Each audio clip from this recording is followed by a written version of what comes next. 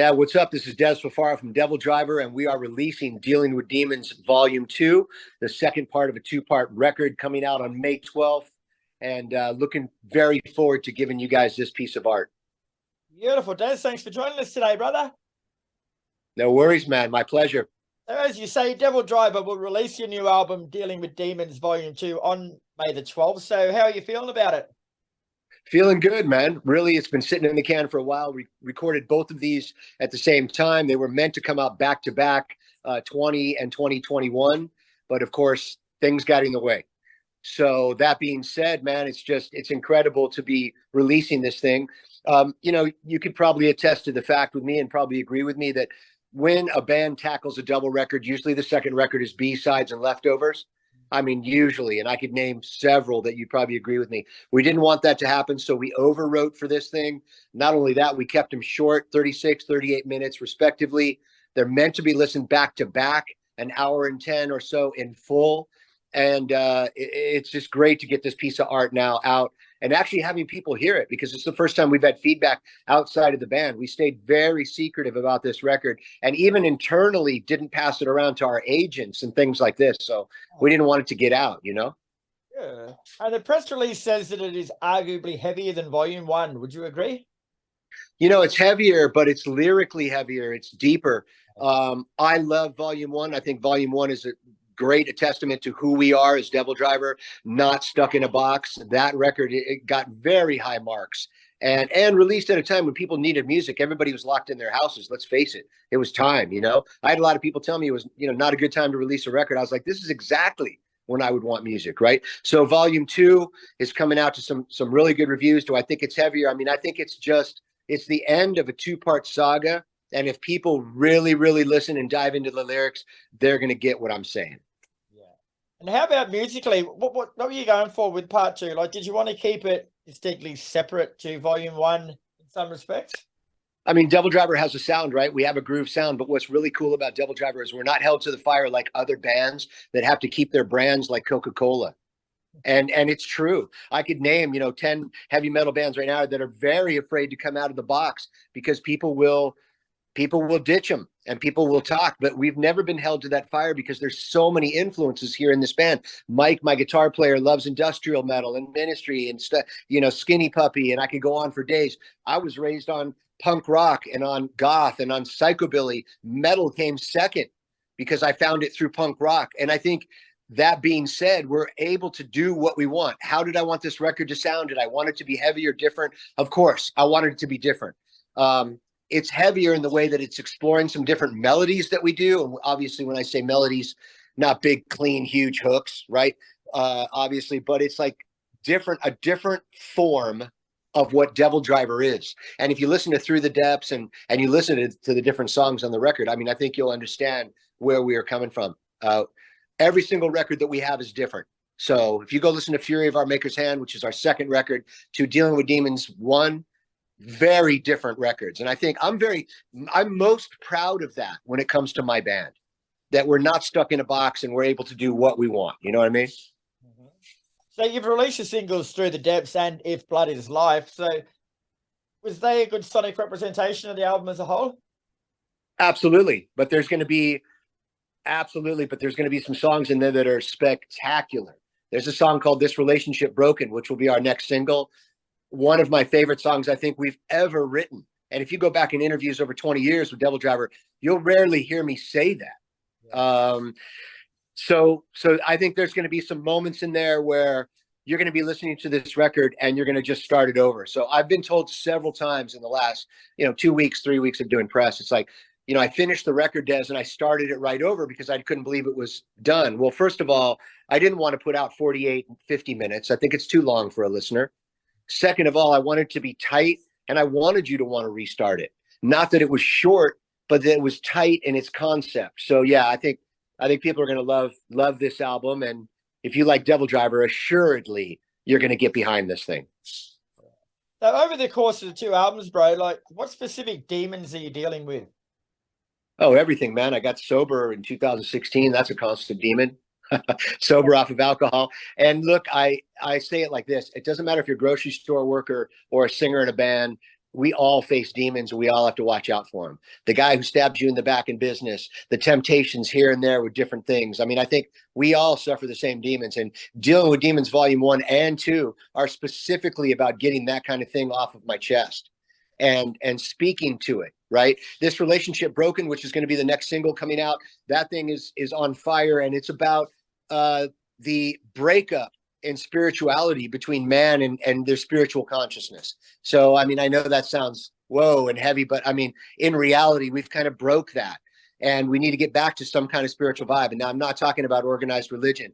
I'm talking about spirituality in general. So every one of these songs kind of goes into something like that, in some form of demon that we deal with. Yeah.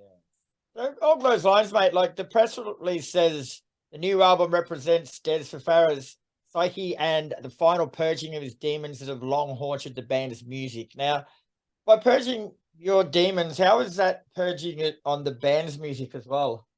I think what's amazing when you finally close a door to something, a chapter, or a way that you're doing art, you open a new door to a new chapter, to new art. And I had a lot to get off my chest. I asked the label if I could do a double record. We all want to do one before we take a slow walk into the sunset. Now was my time. They said, what do you want to write about? And I said, the inner turmoil between myself and humanity and itself, humanity and spirituality, and humanity to one another. And they went, okay, let's go. And it's going to allow me now to write a little differently as well. I mean, I'm already started for the next record, so I know where I'm going. But I think that, you have a song like I Have No Pity. Let's take that, for example, right? It's the opening track to volume 2. It's called I Have No Pity. So for the people who haven't heard it yet, and this song is about, somebody asked me, well, Dez, who is I Have No Pity about? And I said, it's about you. It's about me. It's about the guy who keeps calling me over and over because he keeps stepping in the muck. Right? I left my girlfriend. We're over with. Okay, bro, you can handle it. I went back to her. I left her again. Bro, she hit me again. Okay, this is the 3rd time you've called me now, bro. So on the 4th call, I have no pity. I got to go. You're not learning. And if you keep learning if you don't learn from your mistakes, you're just a dumb animal. Yeah. So come on, let's pick ourselves up and learn. So every single song on this record is like that. If you followed my career over almost 30 years, you'll know I don't really talk about the meanings of tracks. It's not my thing. Dez, what is this track about? I don't know. What do you think it's about? Well, it really relates to me and my girl. Yeah, that's exactly what it's about, homie. It's just about that. But this is different. These records are different. They're poignant. It's a volatile, visceral record for me. I feel like I need to get this off my chest. And I'm telling everybody what the songs are about. And it'll be better served when the record comes out and I do further press for me to kind of go into that as well, man. Yeah. So along the process of doing those albums, mate, what did you actually learn about yourself and your music over that course? Well, I learned the same thing that I've always known. Be honest with yourself, be honest with the listener, and then you're good to go. Yeah. Don't ever skew your art. If you're a painter, and I say this in every interview now because it actually makes sense, and I'm like, ooh, remember that one. If you're a painter and you paint with red and yellow, red and blue, and that sells you millions of paintings, so now it's all you do is paint with red and yellow and blue.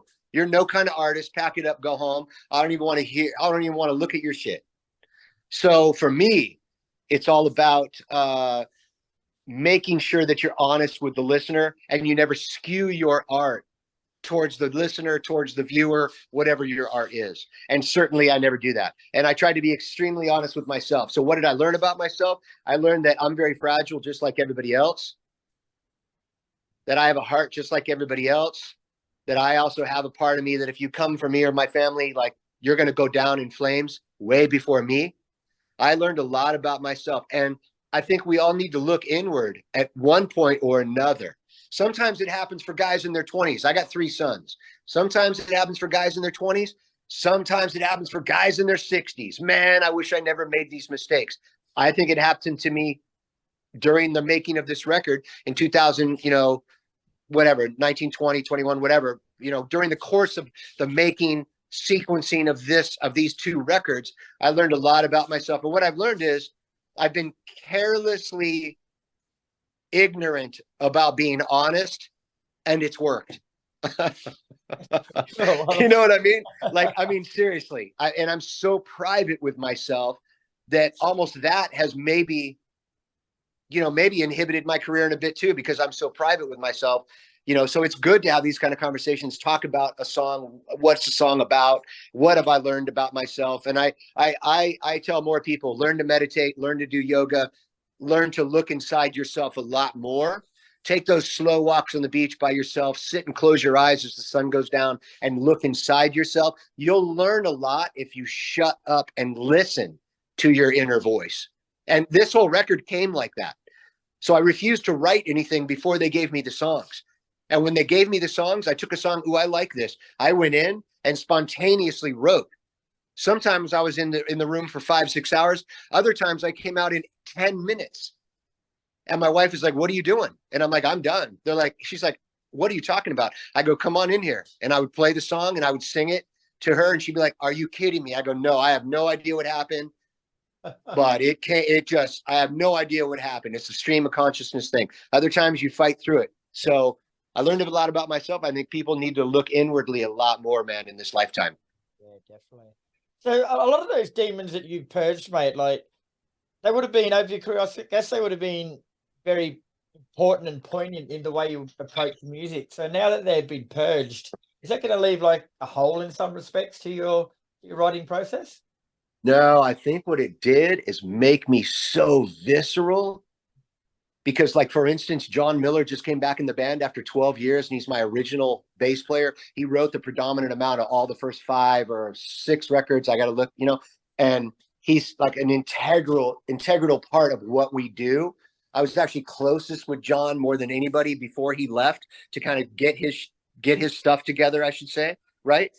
And what I'm figuring out now, because he sent me a track, he sent me actually 2 tracks, and what I'm figuring out now is like, uh-oh, here's where it gets vicious. Like, here's where it gets extremely volatile. After you open yourself up and cut yourself open and you share yourself to where your entrails are spinning out on you lyrically, now what do? Oh, now it's going to get bloody. And so that's where I'm at. That's really where I'm at as a writer at this point right now, you know? And what's yeah, next? it opened me up. It opened me up, man. I was like, look, I gotta go after the human experience. Then after that, let's see what comes after that. And now I'm realizing, yeah, the writing is going to change. And I think as far as leaving a hole, no, I think what it did is it covered in the hole. And now I've got a landing strip and I'm like, now we're going to take off. Now we're going. And it's weird to learn that after the 10th record of Devildriver and almost my 16th record of my career. But I think you learn every day. And if you stop learning, man, it's done for you. Awesome, bro. That's awesome. So you obviously finished both of these albums a couple of years ago. So what's next for Devildriver? Well, we just came off a very successful United States run with Cradle of Filth, a co-headline run. We're only a few shows. We're not sold out. We're getting ready to release another second leg of that this fall. Unfortunately, I had to take down my overseas appearances because, it's a very long story, but I'll go into it very short. I almost died from COVID in 2021. I was actually saying goodbye to my family. My wife was calling my friends, my band members, telling them to call me. I had to take 2022 off to get my health back in order. And so touring is the priority. The only thing that got me through that, when I was living downstairs in my living room and I couldn't even navigate to go up my stairs, I couldn't even walk across the street without sitting down for 15 minutes. I got to tell you, the only thing that got me through was music, wanting to tour, grab the microphone, get on the road. So that's really what we have planned. As much work as we can do as Devildriver this year for where I can go, because I can't take long plane flights right now in high altitude. I might even be able to do short puddle jumpers. It's about touring and touring the world as soon as I can get to that. I am speaking with an Australian promoter now, actually emailing all morning. And he's like, what happens if I put you on a cruise ship? Can you do that? And I said, I can. I said I can. But the first cruise Devildriver ever did right before the pandemic with a bunch of metal bands, we went through a monsoon the first night, and me and my wife were like, this isn't the greatest time ever, man. I was like, this is not the Love Boat. I do not like this at all, man. I said, I don't even know, so it's funny because I call myself a sailor and a pirate, because I've been on the road since 94, 95. But I got to admit, when you're actually on a boat in the middle of the ocean and you could go down, you're not saying I, you know what I'm saying? So we'll have to see. I mean, my goal is this, right? By this time next year to try to get around the world. If not, it'll have to start fall next year, but let's see, because what had happened is it left me with heart problems, which I cleared on my own with a holistic remedy from India, a heart flush that you make with a lot of different things. You drink it every morning. And I amazed my heart doctor. He's like, I have no idea how you cleared your heart. And I said, I drank this. It's a drink from India. And he's like, oh, you know what? My sister and my mom drink that all the time. And I'm like, and you're Indian. You're from India. I'm like, and you couldn't tell me that? No, man, I'd lose my license. So I lost my So I lost my faith in Western medicine a long time ago, actually. But now it's firmly gone. Wow. Because he was like, you need to have open heart surgery next week. Let's go. And I said, you know what, guy?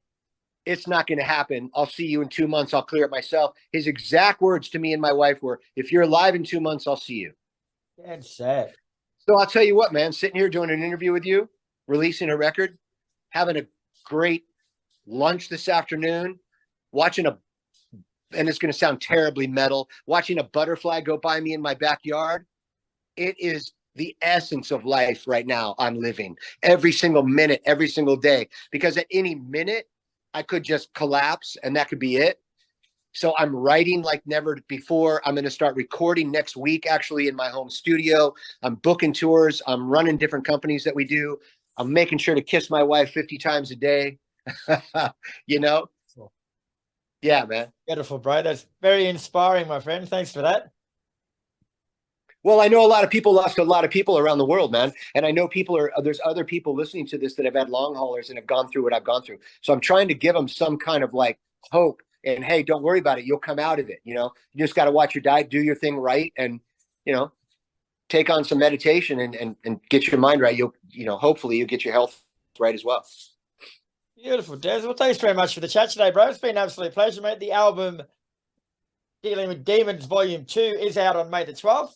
And it's a bloody cracker, mate. As you said, it's a fucking good album. They're very good accompaniment to Volume 1. And hopefully things go well and we do see you on the Love Boat over here at some stage in the future. I hope so, brother. I hope so. Mike, my guitar player, wants to come so bad. He's a surfer. I'm a surfer.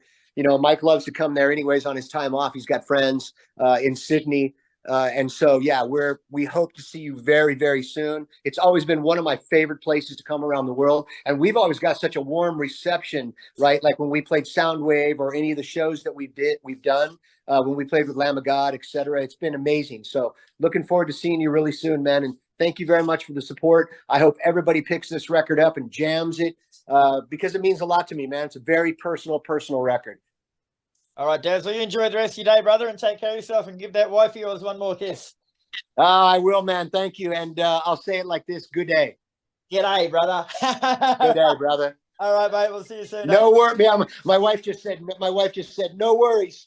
No worries. She's a legend as well. All right, guys. Later, brother.